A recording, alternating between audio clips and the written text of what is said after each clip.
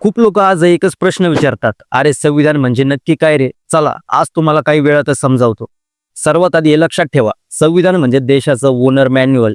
देश कसा चालणार, हक्क कोणते, सत्ता कोणाकडे, नियम कोणते, हे सगळं यात लिहिलं आहे. हे कुठलं साधं पुस्तक नाही.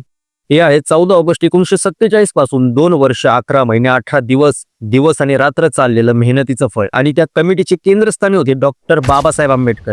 कारण बाबासाहेबांनी फक्त कायदे लिहिले नाहीत, तुमचा आवाज, तुमचे हक्क, तुमचं अस्तित्व सुरक्षित केलं. आता संविधान म्हणजे काय? संविधानामध्ये 3 गोष्टी असतात: स्वातंत्र्य, समता आणि बंधुता. या 3 गोष्टीवर संपूर्ण देश उभा आहे. तुम्हाला बोलण्याचा हक्क आहे, शिक्षणाचा हक्क आहे, नीट वागणुकीचा हक्क आहे, नोकरीत आरक्षण. हे सगळं संविधानाने दिलं आहे. आणि म्हणूनच आज एक वाक्य समजून घ्या: संविधान असेल तर तुम्ही नागरिक आहात, संविधान नसेल तर तुम्ही फक्त गुलाम आहात. आणि ज्यांना अजूनही संविधानाचं मूल्य कळत नाही, त्यांना इतिहास हा पुन्हा वाचण्याची गरज आहे.